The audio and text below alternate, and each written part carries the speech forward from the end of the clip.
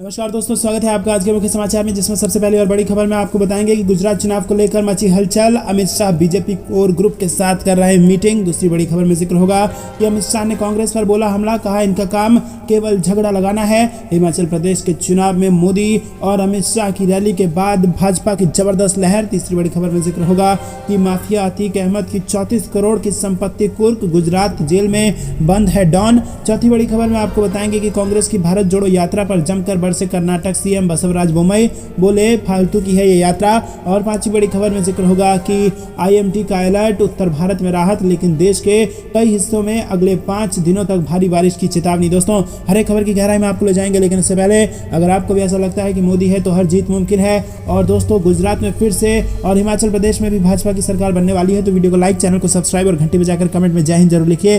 दोस्तों, रुक करते हैं सबसे पहली और बड़ी खबर की तरफ। गुजरात चुनाव को लेकर हलचल, Amit Shah BJP core group के साथ कर सकते हैं मीटिंग। जी हां दोस्तों, आपको बता दें कि गुजरात विधानसभा चुनाव को लेकर किसी भी दिन घोषणा हो सकती है।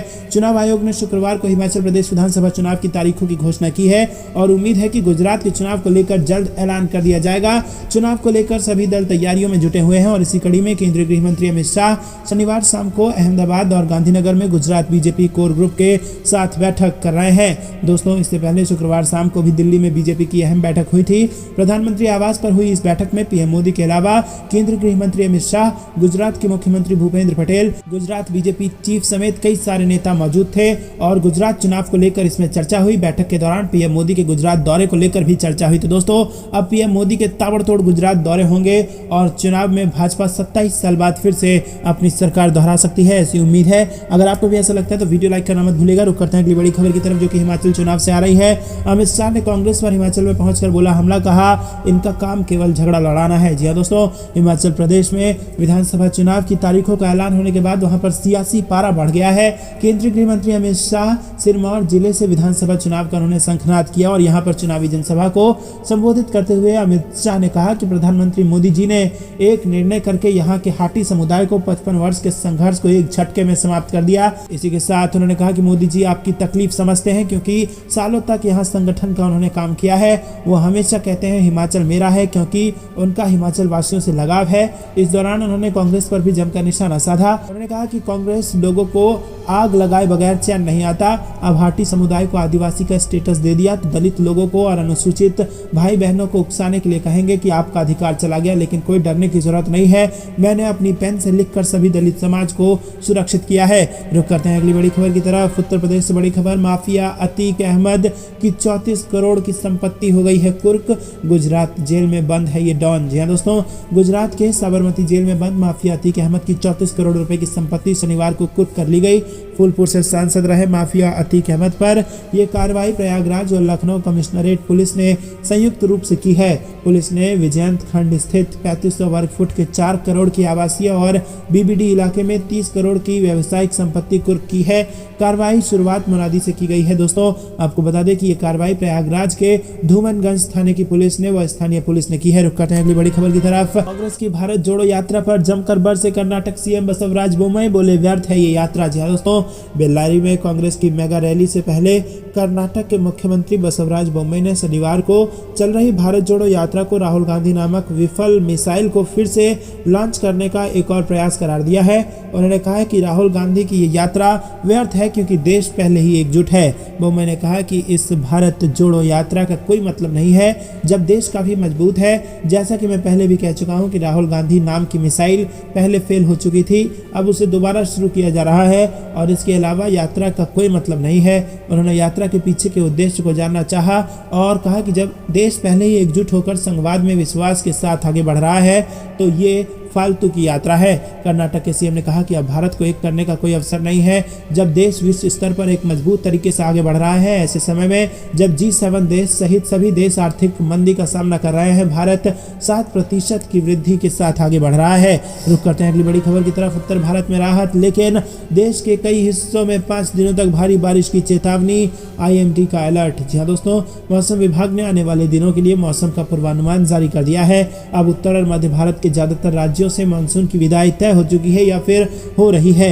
मौसम विभाग ने बताया कि अगले 2 दिन के दौरान विदर्भ, छत्तीसगढ़, महाराष्ट्र और झारखंड के कुछ हिस्सों, आंतरिक उड़ीसा के कुछ हिस्सों और पूरे पश्चिम बंगाल के दक्षिण पश्चिम मानसून की वापसी के लिए स्थितियां अनुकूल बनी हुई हैं। हालांकि अगले 5 दिनों के दौरान दक्षिण प्रायद्वीपीय भारत में भारी से बहुत भारी बारिश होने का अलर्ट जारी किया गया है। बारिश को लेकर आंध्र प्रदेश, कर्नाटक, तमिलनाडु में ऑरेंज अलर्ट जारी किया गया है। वहीं 18 और 19 को दक्षिण के कुछ राज्यों में बारिश की गतिविधियां कुछ कम जरूर होंगी, लेकिन अगले 5 दिनों तक भारी बारिश का दौर जारी रहेगा। रुक करते हैं अगली बड़ी खबर की तरफ। यूपी में मुसलमान वोट खींचने को बीजेपी का ऑपरेशन शुरू। लखनऊ में भाजपा का पसमानदा मुस्लिम सम्मेलन शुरू। जी हाँ दोस्तों, हैदराबाद में भाजपा की राष्ट्रीय कार्यकारिणी में पीएम नरेंद्र मोदी की ओर से कही गई पसमानदा मुस्लिमों को जोड़ने वाली बात पर भाजपा ने जोर आजमाइश शुरू कर दी है। यूपी में मुसलमान वोट खींचने के लिए भाजपा ने अपना ऑपरेशन शुरू कर दिया है और 16 और 18 अक्टूबर को लखनऊ में पसमानदा मुस्लिम सम्मेलन के जरिए भाजपा इसकी शुरुआत करने जा रही है। इस सम्मेलन के जरिए भाजपा नगर निकाय चुनाव और लोकसभा चुनाव के लिए मुस्लिमों को साधेगी। 2 दिन लखनऊ में होने वाले मुस्लिम सम्मेलन की कमान भाजपा अल्पसंख्यक मोर्चा को सौंपी गई है। सम्मेलन में शामिल होने के लिए भाजपा अल्पसंख्यक मोर्चा ने राज्यसभा सांसद गुलाम नबी खटाना को मुख्य अतिथि के तौर पर बुलाया है। रुक करते हैं अगली बड़ी खबर की तरफ। राशन कार्ड धारकों को दिवाली का तोहफा सरकार ने दिया, ये बड़ा गिफ्ट सुनकर हो जाएंगे खुश। जी हाँ दोस्तों, यहाँ पर राशन कार्ड धारकों के लिए जबरदस्त खुशखबरी है। अगर आप भी राशन कार्ड धारक हैं तो आपकी दिवाली इस बार शानदार बनेगी। अभी हाल ही में केंद्र सरकार ने फ्री राशन योजना को दिसंबर तक बढ़ा दिया है। इसके बाद राज्य सरकारें भी कार्ड धारकों के लिए ऐलान कर रही हैं और इसी क्रम में अब सरकार ने चीनी की कीमतों को कम करने का बड़ा फैसला लिया है। इतना ही नहीं, आपको 100 रुपए में किराने के सामान मिल जाएंगे। दोस्तों आपको बताते हैं ये लेटेस्ट अपडेट। दरअसल दोस्तों, सरकार ने बढ़ती महंगाई को देखते हुए चीनी की कीमतों को कम करने की घोषणा की है। इसके बाद आपको चीनी के लिए अब बस प्रति किलो 20 रुपए चुकाने पड़ेंगे। अंत्योदय कार्ड धारकों को सरकार की इस घोषणा का लाभ मिलेगा और सरकार के इस ऐलान से कार्ड धारकों में बढ़ती महंगाई से राहत है। त्योहारी सीजन में सरकार की तरफ से दी जा रही इस सुविधा से फ्री राशन का लाभ उठा रहे लोगों में खुशी है और उनका कहना है कि सरकार ने इस ऐलान से दिल जीत लिया है। केंद्र सरकार की घोषणाओं के साथ राज्य सरकारें भी दिवाली का तोहफा दे रही है। त्योहार के मौके पर महाराष्ट्र सरकार ने राशन कार्ड धारकों के लिए खास ऐलान कर दिया है। रुक करते हैं अगली बड़ी खबर की तरफ। हमें थोड़ा समय दीजिए, आतंकियों को जल्द देंगे जवाब, कश्मीरी पंडित के हत्या पर बोले डीआईजी सुजीत कुमार। जी हाँ दोस्तों, आपको बता दें जम्मू कश्मीर के शोपियां में शनिवार को आतंकियों ने कश्मीरी पंडित पूरन कृष्ण भट्ट को गोली मार दी। गंभीर हालत में उसे इलाज के लिए अस्पताल में भर्ती कराया गया, जहां उसने इलाज के दौरान दम तोड़ दिया। डीआईजी सुजीत कुमार ने कहा कि कश्मीरी पंडित की हत्या मामले को गंभीरता से देख रहे हैं। कश्मीर फ्रीडम फाइटर्स ने इसकी जिम्मेदारी ली है और हम अभी से इस बारे में पक्के तौर पर कुछ नहीं कह सकेंगे। यहाँ एक गार्ड मौजूद था। डीआईजी ने कहा कि हम कारण का पता लगा रहे हैं। वो अपने स्कूटी पर बाहर गया था और उसी पर लौट आया था। वो 2 लोग हैं और यहाँ पर उन्होंने कहा कि यदि घटना यहाँ तैनात गार्ड की मौजूदगी में हुई है तो न केवल वो बल्कि क्षेत्र के सभी संबंधित अधिकारी पर भी कार्रवाई करेंगे। जो करते हैं अगली बड़ी खबर की तरफ। मोदी किसानों के लिए इस तारीख को जारी करेंगे 16,000 करोड़ 600 पीएम किसान सेवा केंद्र का होगा उद्घाटन। जी हाँ दोस्तों, यहाँ पर आपको बता दें कि बड़ी खबर आ रही है। प्रधानमंत्री नरेंद्र मोदी 17 अक्टूबर को पीएम किसान सम्मान सम्मेलन का नई दिल्ली के भारतीय कृषि अनुसंधान संस्था के परिसर में उद्घाटन करेंगे और यहाँ पर ये 2 दिवसीय कार्यक्रम होगा। इसमें प्रधानमंत्री मोदी प्रत्यक्ष लाभ हस्तांतरण के माध्यम के तहत 16,000 करोड़ रुपए किसानों के लिए जारी करेंगे और किसानों की खातिर केंद्र सरकार की ओर से ये 12वीं किस्त होगी। रुक करते हैं अगली बड़ी खबर की तरफ। बैंक अकाउंट खुलवाना होगा आसान, PM Modi 75 digital bank units का करेंगे उद्घाटन। जी दोस्तों, सेविंग अकाउंट खोलने, पासबुक प्रिंट कराने, एफडी में निवेश करने, लोन के लिए अप्लाई करने, क्रेडिट डेबिट कार्ड के लिए अप्लाई करने आदि के लिए अब आपको बैंक जाने की जरूरत नहीं है। अब घर के पास ही ये सुविधा मिलने वाली है। दरअसल प्रधानमंत्री नरेंद्र मोदी रविवार को जम्मू कश्मीर की 2 डिजिटल बैंकिंग यूनिट समेत कुल 75 डिजिटल बैंकिंग यूनिट्स का वीडियो कॉन्फ्रेंसिंग के जरिए उद्घाटन करेंगे। अधिकारियों ने बताया कि प्रधानमंत्री फाइनेंशियल इंक्लूजन को मजबूती देने के लिए देश भर के विभिन्न बैंकों की 75 डिजिटल बैंकिंग यूनिट्स को रविवार को राष्ट्र के नाम समर्पित करेंगे। वीडियो कॉन्फ्रेंसिंग के जरिए इन यूनिट्स का उद्घाटन करने के बाद प्रधानमंत्री राष्ट्र को संबोधित भी करेंगे। रुक करते हैं अगली बड़ी खबर की तरफ। अमित शाह के ग्वालियर दौरे से पहले कांग्रेस पर बरसे सिंधिया, प्रेस कॉन्फ्रेंस करके लगाया बड़ा आरोप। जी दोस्तों, केंद्रीय गृह मंत्री अमित शाह एमपी के दौरे पर पहुंच रहे हैं और यहाँ पहले वो ग्वालियर के राजमाता विजया राजे सिंधिया एयरपोर्ट के नए टर्मिनल का शुभारंभ करेंगे और इसके लिए पूरी शिवराज गुजरात सरकार और प्रशासन उनके आगमन की तैयारी में दिन रात एक किए हुए है। वहीं खास बात यह है कि उनके इस पूरे आयोजन को केंद्रीय नागरिक उड्डयन मंत्री ज्योतिरादित्य सिंधिया लीड करेंगे और वही इस दौरान शाह सिंधिया महल यानी जय विलास पैलेस भी जाएंगे और वहां वो भोजन करेंगे। दोस्तों रुक करते हैं अगली बड़ी खबर की तरफ। बाइडेन के खतरनाक वाले बयान पर तिलमिलाया पाकिस्तान, अमेरिकी राजदूत को कर दिया तलब। जी हाँ दोस्तों, अमेरिकी राष्ट्रपति जो बाइडेन की ओर से पाकिस्तान को दुनिया का सबसे खतरनाक देश बताए जाने से पड़ोसी मुल्क तिलमिला गया है। आतंकवाद के मुद्दे पर पहले से ही दुनिया भर में अपनी छवि खराब कर चुके पाकिस्तान को अमेरिकी राष्ट्रपति की बात नागवार गुजरी है। बाइडेन की ओर से दिए गए बयानों के बाद पाकिस्तान ने अमेरिकी राजदूत को तलब करने का फैसला किया है। अमेरिकी राष्ट्रपति जो बाइडेन ने आगे कहा कि पाकिस्तान के पास बिना किसी सुरक्षा के परमाणु हथियार है। दोस्तों करते हैं गुजरात के चुनावी रण में कमान संभालेंगे यूपी के धुरंधर, कांग्रेस के गढ़ में खिलाएंगे कमल। जी हां दोस्तों, गुजरात विधानसभा चुनाव के रण में योगी सरकार के 3 वरिष्ठ मंत्रियों और प्रदेश से 2 राज्यसभा सदस्यों को कमल खिलाने की जिम्मेदारी सौंपी गई है।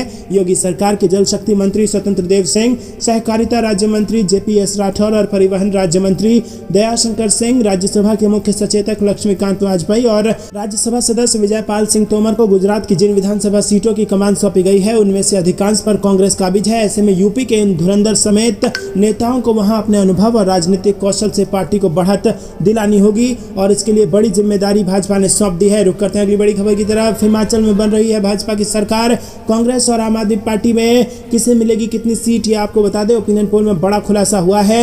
यहाँ पर दोस्तों चुनाव आयोग ने हिमाचल प्रदेश के लिए शुक्रवार को तारीखों की घोषणा कर दी है और राज्य में 12 नवंबर को वोटिंग होगी और 8 दिसंबर को रिजल्ट आ जाएगा। और हिमाचल प्रदेश चुनाव को लेकर सी वोटर ने एबीपी न्यूज के लिए ओपिनियन पोल किया और इस सर्वे में जो खुलासा हुआ है उसने भाजपा के लिए बड़ी खुशखबरी लेके आई है और कांग्रेस और आम आदमी पार्टी की नींद उड़ा दी है। जी हां दोस्तों, इस सर्वे में सवाल किया गया था कि हिमाचल में किसको कितनी सीट मिल सकती है और इस सवाल के जवाब में चौंकाने वाले नतीजे सामने आए हैं। सर्वे के अनुसार बीजेपी को 46 सीटें मिलने का अनुमान है, कांग्रेस को 20, आम आदमी पार्टी को 1 और वहीं अन्य को 0 से 3 के बीच में कुछ भी सीटें मिल सकती है। तो दोस्तों यहाँ पर 46 सीटों के साथ दोबारा से सरकार बनाने जा रही है भारतीय जनता पार्टी हिमाचल प्रदेश में। आपको क्या कुछ लगता है कमेंट में बताइए कि इससे ज्यादा सीटें मिलेंगी या कम, जरूर बताइए। रुक करते हैं अगली बड़ी खबर की तरफ। चुनावी घोषणा पत्र में बताना होगा कैसे पूरा होगा वादा, चुनाव आयोग ने तय किए कड़े नियम। जी हां दोस्तों, पहाड़ी राज्य हिमाचल प्रदेश में विधानसभा चुनाव की तारीख का ऐलान करते हुए निर्वाचन आयोग ने शुक्रवार को कई कड़े नियम तय किए हैं। चुनावी घोषणा पत्र को लेकर आयोग ने सख्ती से कहा है कि सभी पार्टियों को अपने वादों के बारे में स्पष्टता से बताना होगा। दरअसल आयोग की तरफ से ये टिप्पणी ऐसे समय में आई है जब देश में रेवड़ियों यानी मुफ्त सौगातों को लेकर बहस चल रही है। शुक्रवार को मुख्य चुनाव आयुक्त राजीव कुमार ने कहा कि पार्टी घोषणा पत्रों के बारे में विचार विमर्श जारी है और किसी भी चुनावी वादे के बारे में स्पष्ट किया जाना चाहिए कि ये कैसे व्यवहार्य है यानी कि कैसे प्रैक्टिकल है। और उन्होंने कहा कि पार्टियों को बताना होगा कि उनका वादा किस तरह से पूरा होगा। रुक करते हैं अगली बड़ी खबर की तरफ। गुजरात चुनाव में बुलडोजर बाबा की तर्ज पर दिखेगा दादा का दम, बुलडोजर एक्शन से पीएम मोदी हैं गदगद। जी हां दोस्तों, उत्तर प्रदेश चुनावों में बुलडोजर की खूब गूंज रही और चुनाव खत्म होते होते मुख्यमंत्री योगी आदित्यनाथ की छवि बुलडोजर बाबा की हो गई। यूपी चुनाव में बीजेपी की जबरदस्त जीत का जब जश्न मना तो समर्थक बुलडोजर पर नाचे। और दोस्तों गुजरात चुनाव में बुलडोजर बाबा नहीं बुलडोजर दादा का दम दिखाई देगा। गुजरात के समुद्री जिले में हुई कार्रवाई पर पीएम नरेंद्र मोदी मुख्यमंत्री भूपेंद्र पटेल की पीठ ठोक चुके हैं और पीएम नरेंद्र मोदी ने पिछले कुछ दौरों पर लगातार नरेंद्र भूपेंद्र की सरकार डबल इंजन की सरकार के साथ साथ मुख्यमंत्री भूपेंद्र पटेल के लिए मृदु और मक्कम जैसे शब्दों का प्रयोग किया। रुक करते हैं अगली बड़ी खबर की तरफ। 2024 से पहले बीजेपी का सबसे बड़ा प्लान एम प्लान से 2024 में खेल करेगी भाजपा, विपक्ष हो जाएगा फेल। जी हां दोस्तों, लोकसभा चुनाव 2024 से पहले बीजेपी तैयारियों में जुट गई है और कहा जा रहा है कि आरएसएस और बीजेपी का मास्टर प्लान तैयार हो गया है और इस प्लान के लिए मुस्लिमों को बीजेपी अपना मित्र बना रही है और उनकी दिक्कतों को सुलझा रही है। देश की लोकतांत्रिक प्रक्रिया में अपनी अहम जिम्मेदारी निभाने वाले मुस्लिम समुदाय के लोग अभी तक सिर्फ वोट बैंक की चाबी बनकर रह गए हैं, लेकिन उनके भाग्य को खोलने वाली चाबी अब तक नहीं मिली थी। बीजेपी ने इस प्लान से मुस्लिमों को क्या फायदा होगा और पार्टी किस तरह से अपनी राहें बना रही है वो आपको बता दें कि लगातार 2 बार केंद्र और 2 बार सबसे बड़े राज्य यूपी में सरकार बनाने के बाद भाजपा ने नया और विरोधियों को चित्त करने का प्लान बनाया है, जिसका नाम रखा है M plan. Bharatiya Janata party ने पिछड़े मुस्लिम वोट बैंक को मजबूत करने के लिए नई रणनीति बनाई है और इस रणनीति के तहत देश भर के 80% पश्मीदा मुसलमान को बीजेपी ने टारगेट किया है। रुक करते हैं अगली बड़ी खबर की तरफ। राजस्थान में जन आक्रोश रैली के जरिए चुनावी शंखनाद करेगी भाजपा। 17 दिसंबर को होगा सचिवालय का घेराव। जी हां दोस्तों, राजस्थान में अगले साल होने वाले विधानसभा चुनाव के साल भर पहले ही भाजपा ने कांग्रेस की अशोक गहलोत सरकार को घेरना शुरू कर दिया है। पार्टी ने कांग्रेस सरकार के 4 साल पूरे होने पर राज्यव्यापी जन आक्रोश अभियान चलाने का फैसला लिया है। इसकी शुरुआत नवंबर मध्य से हो जाएगी और हर विधानसभा क्षेत्र व जिले में जन आक्रोश यात्राएं निकाली जाएंगी। आखिर में 17 दिसंबर को जयपुर में सरकार के खिलाफ बड़ी रैली की जाएगी, जिसमें हर विधानसभा क्षेत्र की हिस्सेदारी होगी। भाजपा के राष्ट्रीय महासचिव व राजस्थान के प्रभारी अरुण सिंह ने कहा है कि राजस्थान के हालात दिन प्रतिदिन बिगड़ते जा रहे हैं और जनता का आक्रोश चरम पर है। भाजपा इसी आक्रोश को लेकर प्रदेश व्यापी जन आक्रोश अभियान शुरू करने जा रही है ताकि कांग्रेस सरकार जनता के प्रति अपनी जवाबदेही पूरी करे। रुक करते हैं अगली बड़ी खबर की तरफ। जिनपिंग की तीसरी ताजपोशी से पहले चीन में असाधारण प्रदर्शन, लगे तानाशाह हटाओ के नारे। जी हां दोस्तों, चीन के राष्ट्रपति शी जिनपिंग जल्द ही तानाशाह की भूमिका में नजर आ सकते हैं। सत्तारूढ़ चीनी कम्युनिस्ट पार्टी की 16 अक्टूबर को बीजिंग में राष्ट्रीय कांग्रेस की बैठक होनी है, जिसमें शी जिनपिंग के लगातार तीसरी बार ताजपोशी होने की उम्मीद है। 5 साल में एक बार होने वाली इस अहम बैठक से पहले चीन में शी जिनपिंग के खिलाफ सड़क पर टांगे गए कई बैनरों ने सत्तारूढ़ नेताओं को डरा दिया है और चीन की पुलिस बैनर लगाने वाले लोगों को ढूंढ रही है, लेकिन अभी तक वो उनके हत्थे नहीं चढ़ पाए हैं। रिपोर्ट के मुताबिक चीनी कम्युनिस्ट पार्टी की बैठक से पहले सोशल मीडिया पर बीजिंग के हेदियान जिले का एक तस्वीर वायरल हो रहा है और इसमें सड़क के ऊपर से गुजर रहे फ्लाईओवर पर मंदारिन भाषा में शी जिनपिंग के खिलाफ बैनर टांगा गया है। रुक करते हैं अगली बड़ी खबर की तरफ। हिंदू मुसलमान के बीच खाई पाटने की तरफ जोर देगा संघ, शताब्दी वर्ष की तैयारी शुरू। जी दोस्तों, राष्ट्रीय स्वयंसेवक संघ की स्थापना वर्ष 2025 में 100 वर्ष पूरे होने को लेकर संघ की ओर से अभी से ही तैयारी शुरू कर दी गई है। शताब्दी वर्ष का असली रंग तभी निखरेगा जब भाजपा वर्ष 2024 में फिर से केंद्र की सत्ता पर काबिज हो। रुक करते हैं अगली बड़ी खबर की तरफ। हिमाचल में आम आदमी पार्टी का खाता खुलना मुश्किल, 6% वोट पर एक गुड न्यूज। यहाँ दोस्तों, हिमाचल प्रदेश में चुनाव तारीखों का ऐलान हो चुका है। चुनाव आयोग ने शुक्रवार को बताया कि पहाड़ी राज्य में 12 नवंबर को वोटिंग होगी और 8 दिसंबर को नतीजे घोषित होंगे और इस बीच सी वोटर का सर्वे सामने आया है। दोस्तों, आपको बता दें कि पिछले 37 सालों में सरकार बदलने की यहाँ पर परंपरा है। हालांकि कांग्रेस पार्टी के बड़े नेताओं ने भारत जोड़ो यात्रा में व्यस्त होने और राज्य में नेताओं के बीच गुटबाजी की वजह से कांग्रेस के लिए सत्ता पाना आसान नहीं होगा। चुनावी दंगल में इस बार आम आदमी पार्टी भी है और इस बीच सी वोटर ने ताजा सर्वे पेश किया है, जिसके नतीजे हम आपको बता चुके हैं। 46 सीटें भाजपा जीत रही है और आम आदमी पार्टी को मुश्किल से 1 सीट मिल रही है। 6.3% वोट शेयर का अनुमान यहाँ पर बताया जा रहा है आम आदमी पार्टी को। रुक करते हैं अगली बड़ी खबर की तरफ। वाराणसी कोर्ट के फैसले के खिलाफ सुप्रीम कोर्ट जाएगा हिंदू पक्ष। जी हाँ दोस्तों, इस मामले में वाराणसी कोर्ट के फैसले से हिंदू पक्ष संतुष्ट नहीं है और वाराणसी कोर्ट ने इस मामले में शुक्रवार को ज्ञानव्यापी मस्जिद परिसर में पाए गए कथित शिवलिंग की कार्बन डेटिंग नहीं कराने का फैसला सुनाया है। रुक करते हैं अगली बड़ी खबर की तरफ। आरजेडी के एक और विधायक का विकेट गिरा। एलटीसी घोटाले में अनिल साहनी की सदस्यता हो गई है रद्द। जी हाँ दोस्तों, मुजफ्फरपुर के कुढ़नी से आरजेडी विधायक डॉक्टर अनिल कुमार साहनी की विधायक की सदस्यता रद्द कर दी गई है और सचिवालय ने इस आशय से पत्र जारी कर चुनाव आयोग को आगे की कार्रवाई के लिए भेज दिया है। रुक करते हैं अगली बड़ी खबर की तरफ। भारत ने पनडुब्बी आईएनएस अरिहंत से बैलिस्टिक मिसाइल का किया सफल परीक्षण। जी हाँ दोस्तों, बैलिस्टिक मिसाइल भारत की रणनीतिक दृष्टि से महत्वपूर्ण पनडुब्बी आईएनएस अरिहंत ने शुक्रवार को बैलिस्टिक मिसाइल का सफल प्रक्षेपण किया और रक्षा मंत्रालय ने ये जानकारी दी। मिसाइल का परीक्षण एक पूर्व निर्धारित सीमा तक किया गया और इसने बंगाल की खाड़ी में लक्ष्य पर पूरी सटीकता के साथ निशाना साधते हुए परिचालन और तकनीकी मानकों को पूरा किया। मंत्रालय ने कहा कि आईएनएस अरिहंत द्वारा एसएलबीएम का सफल उपयोगकर्ता प्रशिक्षण लॉन्च दल दक्षता को साबित करने और एसएसबीएन कार्यक्रम के अनुरूप महत्वपूर्ण है, जो भारत की परमाणु प्रतिरोधक क्षमता का एक प्रमुख तत्व है। रुक करते हैं अगली बड़ी खबर की तरफ। अलीगढ़ में 103 मदरसे मिले अवैध, योगी सरकार कर सकती है बड़ी कार्रवाई। जी दोस्तों, उत्तर प्रदेश सरकार की ओर से प्रदेश भर में संचालित सभी मदरसों की प्रशासन से सर्वे रिपोर्ट मांगी गई थी, जिसके बाद जिलाधिकारी इंद्र विक्रम सिंह ने तहसील स्तर पर पर टीम बनाकर सर्वे शुरू कराया था। टीम ने सर्वे पूरा कर लिया है और रिपोर्ट शासन को भेज दी गई है और आगे की कार्रवाई का निर्णय शासन स्तर से ही होगा। रुक करते हैं अगली बड़ी खबर की तरफ। ओम प्रकाश राजभर ने फिर दिए बीजेपी के साथ जाने के संकेत। कहा देश की सबसे बड़ी पार्टी है, कई दलों के साथ चला रही है सरकार। जी हाँ दोस्तों, भाजपा प्रमुख ओम प्रकाश राजभर ने एक बार फिर बीजेपी के साथ जाने के संकेत दिए हैं और इस दौरान अब उनके बयान की काफी चर्चा हो रही है। रुक करते हैं अगली बड़ी खबर की तरफ। मेघालय के बाद त्रिपुरा में भी एकला चलो रे की रणनीति पर भाजपा जनता की नब्ज टटोलने की कोशिश। जी हाँ दोस्तों, महाराष्ट्र और बिहार से सबक लेते हुए पार्टी अपने ही दम पर चुनाव लड़ने का मन बना रही है और इस बीच भाजपा के राष्ट्रीय अध्यक्ष जेपी नड्डा, पार्टी महासचिव बीएल संतोष और प्रभारी व पूर्व केंद्रीय मंत्री डॉक्टर महेश शर्मा सहित कई लोगों ने त्रिपुरा का दौरा कर वहां की जनता की नब्ज टटोलने की कोशिश की है। आगामी विधानसभा चुनाव में मेघालय में भाजपा सभी सीटों पर उम्मीदवार उतारेगी और इसके बाद माना जा रहा है कि त्रिपुरा में भी भाजपा एकला चलो रे की रणनीति पर चलेगी। रुक करते हैं अगली बड़ी खबर की तरफ। गुजरात में जनजातीय वोट बैंक साधने में जुटी बीजेपी।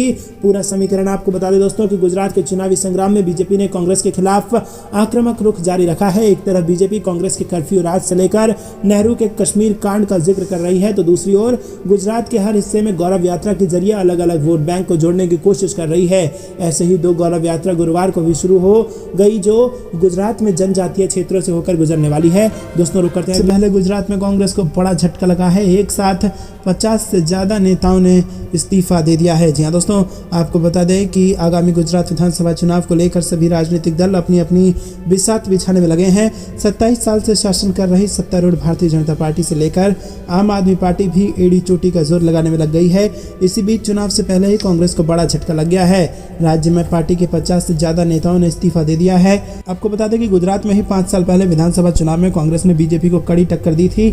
मौजूदा स्थिति पर नजर डालें तो कांग्रेस राज्य में बेहद कमजोर हुई है और कई विधायक भी पाला बदलकर बीजेपी का दामन थाम चुके हैं। रुक करते हैं अगली बड़ी खबर की तरफ। महिला आयोग में पेश होने के बाद गोपाल इटालिया को पुलिस ने हिरासत में लिया और 2.5 घंटे बाद छोड़ा। जी हाँ दोस्तों, आपको बता दें आम आदमी पार्टी की गुजरात इकाई के प्रमुख गोपाल इटालिया प्रधानमंत्री मोदी के बारे में कथित टिप्पणी को लेकर बृहस्पतिवार को राष्ट्रीय महिला आयोग के समक्ष पेश हुए, जिसके बाद उन्हें पुलिस ने हिरासत में ले लिया और 2.5 घंटे से भी ज़्यादा वक्त के बाद उन्हें छोड़ दिया। इटालिया की पेशी के दौरान आम आदमी पार्टी समर्थकों ने आयोग के दफ्तर के बाहर प्रदर्शन भी किया।